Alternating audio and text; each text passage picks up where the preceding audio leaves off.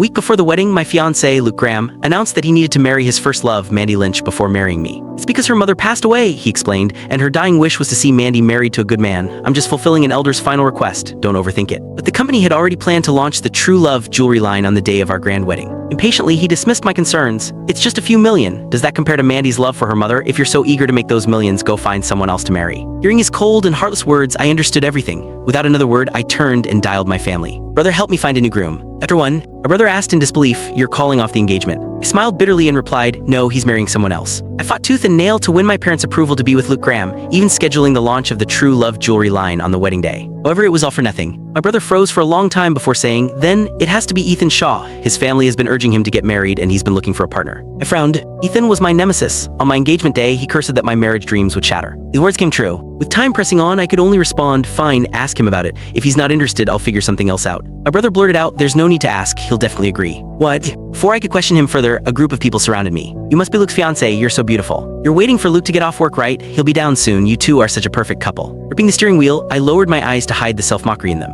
Years ago, Luke introduced me to his colleagues and friends. Everyone considered us the epitome of a loving couple, but no one could have guessed he was about to marry someone else. After saying goodbye to the group, Luke got into the car and handed me a necklace. "This is from Mandy. She asked me to give it to you. You embarrassed her at the funeral yesterday, so find some time to apologize to her." The necklace was obviously a freebie that came with a larger purchase. I saw it in Luke's shopping cart a few days ago. "I don't want it," I replied bluntly. Luke frowned. "What's with the attitude? You barged into the funeral and told everyone I wasn't her fiancé, making her look bad. She's been generous enough not to hold a grudge and even sent you a gift. Can't you be a little grateful?" The man who once protected me no longer existed. Someone else held his heart by then. Frustrated, Luke rolled down the window, letting the wind in. After a long silence, he saw that I was not placating him. Finally, he said, "Forget it. I'll let it go today since we're going to pick out your wedding dress." It was the first time he had softened his attitude toward me that year. At the bridal boutique, the staff welcomed us warmly. "Mr. Graham, Ms. Lane, your custom-made wedding dresses and suits are ready." However, Luke's attention was not on the outfits. Instead, he was anxiously engrossed in his phone. Noticing my gaze, he quickly put away his phone and flashed an apologetic smile. "Anna, Mandy's having some issues. I need to head over there, try on the dresses and pick a suit for me. I trust your taste." With that, he hailed a cab and left in a hurry, leaving me alone. Staff approached cautiously. "Ms. Lane, would you like to select the suit yourself?" Withdrew my gaze and nodded. Suit had to be chosen, just not for Luke.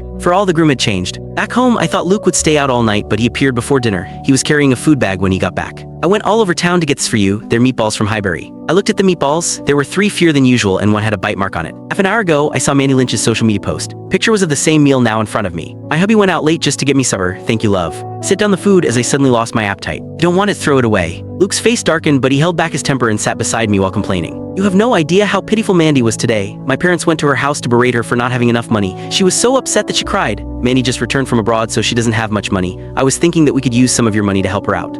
Click the link on the homepage to watch the full follow-up for free.